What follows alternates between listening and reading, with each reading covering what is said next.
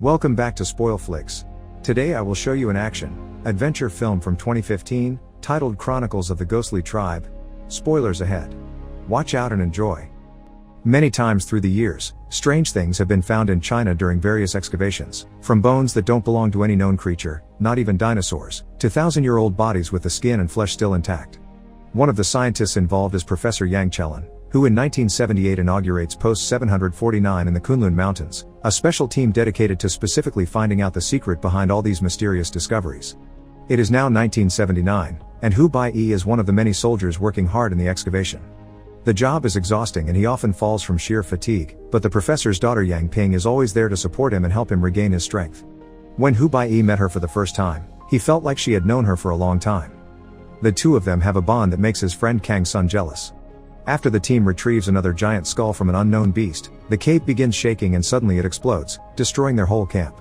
The soldiers, led by Officer Han Jiuyang, get their weapons ready to fight back, but the only ones to come out from the cave are Professor Yang and some workers. This incident isn't a complete loss, however. A path has opened inside the mountain, so they'll send a special team to go with Professor Yang to investigate. Yang Pin immediately volunteers to help her dad, and that causes Hu Baiyi to volunteer as well, which in turn makes Kang Sun come along too. The team enters the cave and follows the discovered path until they come across a giant chasm, which they proceed to climb down while noticing a butterfly-like creature flying around them. They eventually make it to an icy platform with another chasm in the middle, so they climb down this one as well until they find an unexplored cave filled to the brim with strange fossils. After wandering around for a while, they find an exit that comes out at a complete opposite mountain from the one they entered. There, Professor Yang tells Hu Baiyi that legends say somewhere in this area is the gate of an ancient kingdom belonging to a pent secret government. Their chat is suddenly interrupted when the other soldiers let them know of a very important find, a humongous paw print on the snow. While Han and the rest of the team finish installing a door at the mountain entrance, Professor Yang and his men begin following the trail of paw prints to find the beast that left them, which is actually nearby. The creatures they find first, however, are the little flying guys from the cave, but now they look at them more closely, they notice they aren't butterfly-like, they're weird-looking bats. Nothing happens when they land on a sleeve, but one of the soldiers catches one with his bare hand and that proves to be a mistake. He suddenly starts burning with a blue flame at an alarming speed until there's nothing left but his bones. Soon they're surrounded by these bats and the soldiers begin shooting to scare them away, but they lose a few men to the fire anyway. All the shots scare the giant beast and make it go away, but its sudden heavy turning causes an avalanche. The party starts running down the mountain as the snow swallows many of the soldiers, but there comes a point where they can't keep going. There's an abyss in front of them. They have no other choice but to jump, but before doing so, Professor Yang ties Hu Baiyi and his daughter together. The pair falls and the rope gets stuck on a piece of ice, and after moving from side to side a couple of times, the friction makes the rope break and the two of them fall. Even months later while sleeping on a train, Hu Baiyi doesn't understand how he survives that fall, especially after losing even more men that get killed by hitting their heads or getting stabbed by the ice. When he awakes at the bottom of the abyss, there are only 4 party members left: Hu Baiyi, Professor Yang, Yang Ping, and Kang Sun. After retrieving as many fallen supplies as possible, the now very small team lights up some torches and continues their exploration. They come across a huge cave with a tall tower inside surrounded by building ruins that Professor Yang calls the Sacred Palace of Kunlun.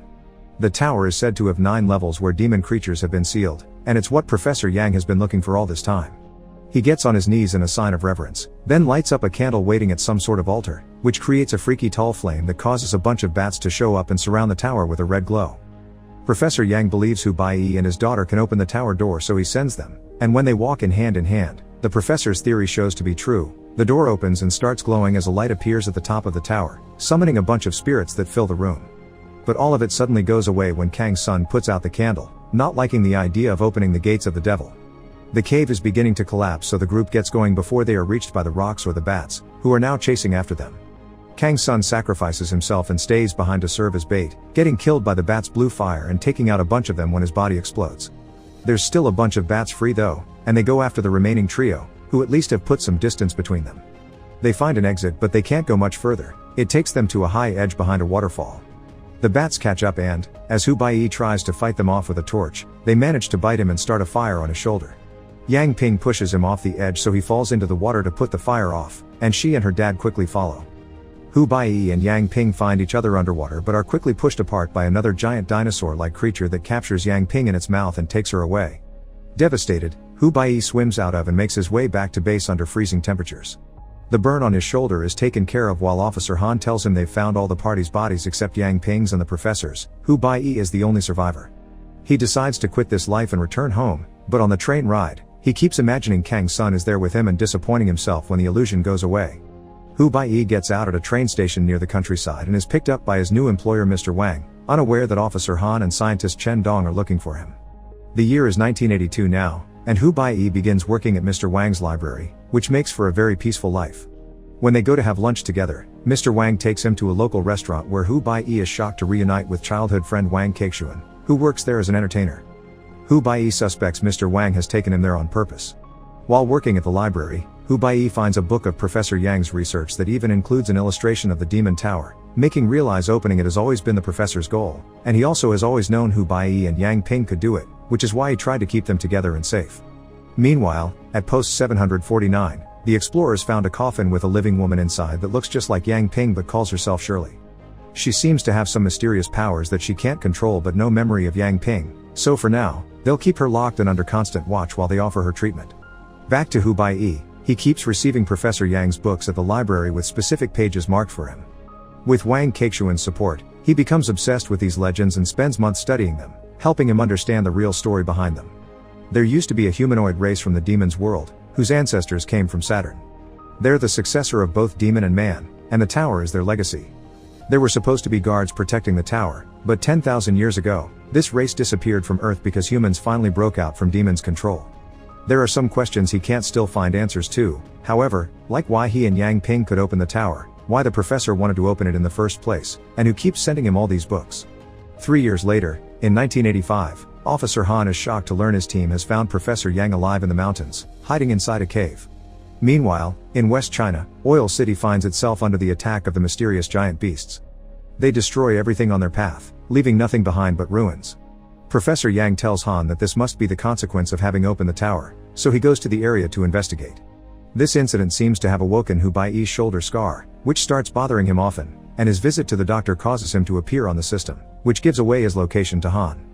One afternoon, the shoulder pain gets so strong that suddenly it lights a fire on Hu Baiyi's back, and he begins to display powers of his own, making every piece of furniture in the library float.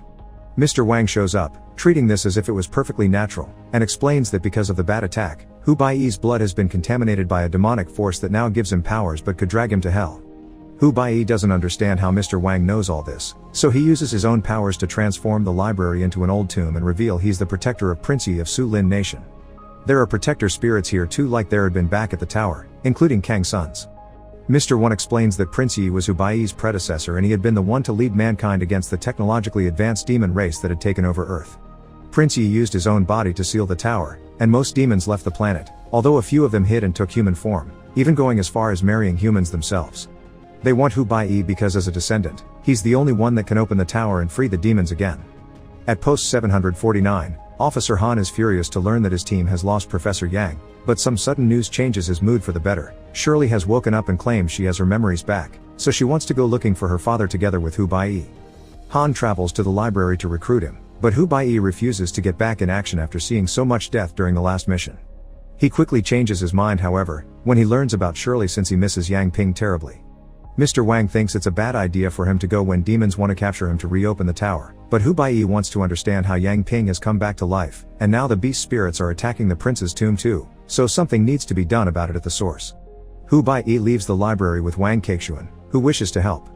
They travel to northern China where they meet the team that will be looking for the Professor Chen Dong, a woman called Cao Weiwei, a bunch of soldiers, and of course, Shirley. Hu Baiyi can't stop crying when he sees her again, but while she remembers his name, she acts rather coldly towards him and insists to be called Shirley instead of Yang Ping. The team travels through the desert by using camels. After a few days of peace, they suddenly find themselves in a sandstorm, so they ride away as fast as they can to leave it behind. There's a little detail they don't notice though. The only reason why the sandstorm doesn't follow them anymore is that they cross an invincible force shield that keeps the storm away as they enter the ruins of Oil City. Once they dismount in a safe area, they realize they actually lost a few men during their escape, including Wang Kexuan. This second group is still in the middle of the desert without their camels, so they're trying to reach the well site they've seen in the distance when suddenly, they're attacked by one of these demon creatures. They split as they run away, and the demon kills one of the soldiers as the rest of the group reaches the well site, only to find a second demon there. This demon kills all the men except for Wang Kexuan and a friend, who find a bicycle and make their way into Oil City to reunite with the rest of the team, who has been exploring around and finding nothing but ruins and bodies. Hearing about the demons, Hu-Bai wants to leave to avoid another massacre like it happened last time in the mountains, but Chen Dong and Shirley want to stay and finish their mission. There isn't much time to discuss this though, because the demons find them and the team must get ready to fight. They arm themselves and shoot the first beast, thinking they've managed to kill it, then they chase after the second one. When they turn around however, the first one is gone. While the team fights the beasts, Shirley runs away to enter an abandoned school, and Hu-Bai follows her there. He finds a bunch of bodies hanging from the ceiling and a hole in the ground which he enters to discover an underground tunnel that takes him to the prince's tomb. There's a demon there too, which pushes Hu-Bai and hurts him, but before it can go any farther, Shirley shows up and tames it, making it go away. Then she uses her powers to make Hu-Bai's unconscious body levitate into the coffin, which she closes before leaving. Back in town, more demons have arrived, so the team hides in the highest floors of buildings to shoot silver bullets and rocket launchers from afar. They manage to hit a few, but most demons dodge them and climb the buildings to go after them. Wei Wei manages to avoid being found by pretending to be a mannequin, then she runs to hide inside a bus with Wang Kexuan while they try their best to survive the constant hits the demon that has been chasing her keeps throwing at the vehicle. Hu-Bai wakes up inside the coffin and is desperate to get out, but he notices something magical is happening. His wounds are closing and healing at an incredible speed. Mr. Wang's spirit appears before him, telling him the coffin will help the prince live again. Then Hu-Bai finds himself falling through darkness and showing up in front of the tower. There, he can finally learn what has happened to Yang Ping. The beast that captured her brought her to the cave and dropped her on the flame, which burned her body and made it apt for the demon queen to take over. Now Shirley is in control of the demons and is unleashing them in town. After the beast is gone, Hu-Bai approaches the tower to talk to the queen's spirit, learning that Yang Ping was the other person that could open the door because she's her descendant. She refuses to give up her body, and points out that killing her would kill Yang Ping as well. Hu-Bai swears he'll find a way, and finding this amusing, the queen sends him back to town. Finding the demon attacking the bus, Hu-Bai quickly shoots it to free his friends, but he can't do anything about Chen Dong, who is hanging on the edge of a roof.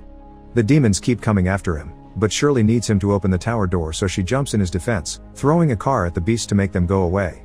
The ones attacking their friends are still around and ready to strike. Chen Dong is even putting his gun against his temple to choose his own death instead of giving his life to a demon. But at the moment, Hu-Bai looks into Shirley's eyes and realizes he'll never get Yang Ping back, so he shoots her 3 times, causing all the demons to disintegrate and the tower to crumble.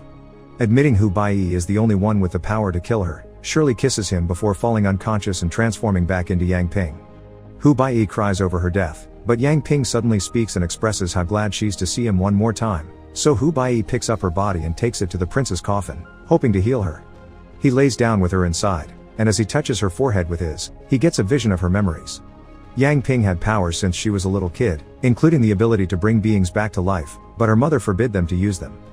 It wasn't until she saw her burn in blue fire that she understood her mother was a descendant from the demons that took a human form and married normal people. This is why Professor Yang had been researching the tower his whole life. He hoped one day he could save his daughter from the destiny that awaited her. Back in the cave, the only reason why they survived the fall was that Yang Ping had used her powers to revive them all. Before the connection ends, Yang Ping tells Hu-Bai that she loves him and requests not to give up on trying to find her father. Hu-Bai respects this wish and leaves the desert with his team on the camels, ready to keep on searching while a giant beast watches them from afar. Make sure to subscribe and turn on notifications so you can watch more videos like this. Thanks for watching.